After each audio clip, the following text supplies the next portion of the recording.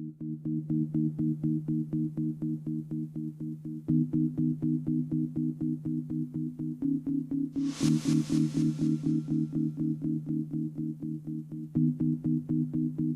did everybody bring their umbrellas? We're going to use our hard line here, and we have 750 gallons of water on the engine. Shane's up on the roof. He's going to use the nozzle and kind of open it up to simulate rain, and then he's going to get to run off whatever side of the house that they want it to run off of, and then from that point he'll tell us which way the water's being diverted and how it'll be used. I feel good about it because it's fun to watch these firefighters spray the water puddles, so it's going to be a big success.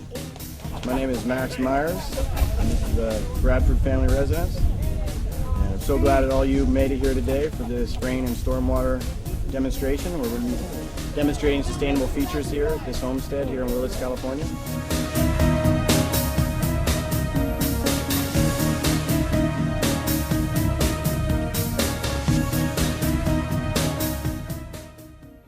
I'd like to make clear to everybody straight off, which is that here we are in a serious, one of the worst droughts on history, and we're spraying water on the house. So I want everybody to understand first that this water, the amount of water that we're so-called wasting today is nothing compared to the amount of water that we're saving on this site and the inspiration that we're passing into the community. So first I'd like for people to understand that we are spraying some water during a drought, but none of that water is being wasted. It's all going to be saved, filtered, and used here on the site. And we're scheduled to have a really dry November, so this is going to help the site, and he's not going to have to turn on any irrigation during this next hot spell. So all the water that falls on this site is harvested on site before it leaves the landscape. And one of the problems with today's society is that we always want to flow the water away from the house. And in this case, we do have the water flowing away from the house, protecting the foundation, but as soon as it leaves the foundation, it starts to flow into the landscape, where we can hold it on site, recharge the aquifer, conserve our precious resources of topsoil and organic matter, and then also that water can flow into the landscape and feed fruit trees and other crops. So as the water flows off the roof, it often goes into drainage, which goes to fill these swales. And for more information on swales, there's some signage on the other side there. This is a water harvesting swale capturing runoff off the roof here. And then once it overflows, it goes to feed these fruit-producing plants along the fence there, which produce what we call a food-producing hedge, a fedge. In this hedge we have pineapple guavas, Chilean guavas, bayberries, and some lingonberries. There's actually some Eleagnus, which are another type of edible berries, and most of these berries also fix nitrogen, so we're improving the soil as they grow. The idea of this site is that each year the site itself improves. It uses less water, it uses less outside resources of fertility, and it increases its yield of food and energy. This is the gray water system here. We're hoping that this will be the first city and county approved gray water system. The city does know about it, but it has not yet been permitted. And the way it works is there's a three-way valve here. So the water coming out of the house can go into this valve and either go into the sewer like it does in the winter, or in the dry season now, we turn the valve, and you can see some signage for some more information here, but it goes through a constructed wetland back here where the next group of people are, where it's filtered, and then it goes through what I call a gray water creek where it's filtered even further and feeds raspberries, and then it goes into a pond full of pond plants and duckweed where it's filtered even further, and there's a pump on a float switch. So each day we can put about 50 gallons of treated gray water to irrigate the landscape, saving about 90,000 gallons a year of water. On this site, I'm sorry, it's more like 60,000 gallons a year just from using gray water. It's pretty phenomenal. So this is an experiment. What that was behind you is a traditional swale, and that's capturing the water running off of the landscape and the roof. And what a swale is it's a ditch on contour. So rather than having a ditch taking the water away from the landscape, it's capturing it as it runs down the landscape and infiltrating it into the soil. So that's a typical swale behind you, which is kind of a ditch. And this is what we call a walkable swale. So we want it in a very limited space in an urban design. All of our space is precious. So if we just had this as a ditch, it would make it much more difficult to walk on. It might be a tripping hazard. So in this case, we have a very deep swale, and it's filled with filter fabric, broken up concrete, and then a little bit of gravel over the top with these pavers. And these pavers were salvaged from the backyard.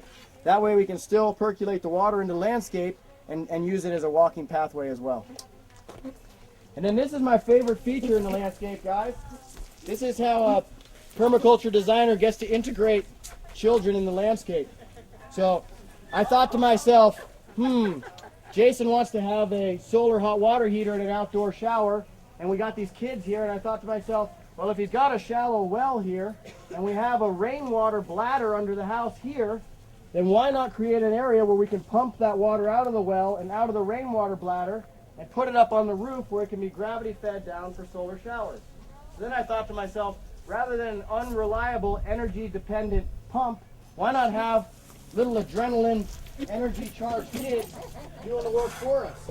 So as the kids play on the seesaw, it pumps this foot pump here, and the water pumps up and fills our solar hot water heater here. So we're turning kids' play into useful work. We call it a seesaw play pump. We added a bathroom onto the back of the playhouse, as you guys will see. And all the drainage, all the water running off the side of the house just continues to go down here, away from the foundation, and back into the backyard to irrigate the landscape back here. So here we are back here. I'm on top of another what we call walkable swale. So the idea here is that this is an area that captures water and drains the water away from the foundation of the house as well as the playhouse. And as you can see, the landscape is sloped towards me. I'm in a low spot. So here is what we call a walkable swale. There's a big trench here filled with gravel again. So as the water flows in here, and as this fedge overflows, it overflows under where I'm sitting. And then that water can percolate into the landscape. So this is stopping the erosion. It's also acting as kind of a retaining wall. So we're doing more than one thing here.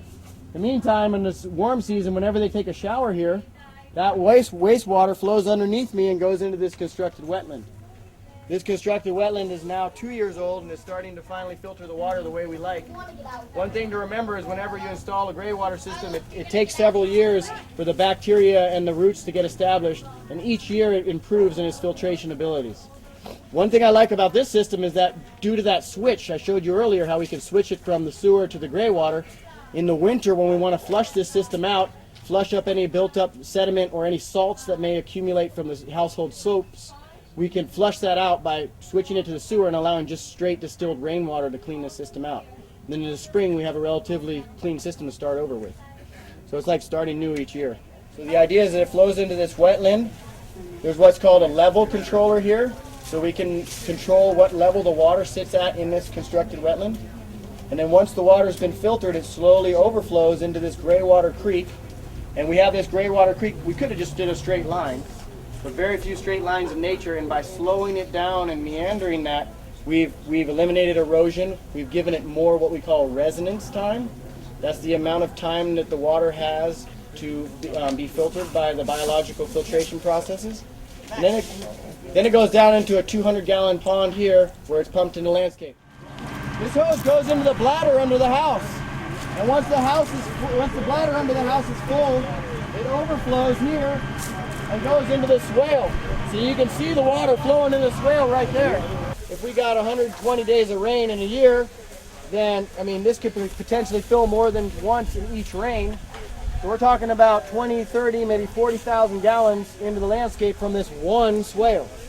So you can see once you start, this site has 10 swales, 8 large ones and 2 small ones. So you can see just in the landscape, it quickly gets up into the hundreds of thousands of gallons that we're capturing. So the littlest difference can make the greatest effect. That's what I want everybody to, if everybody walks away with that one idea, then today was a success.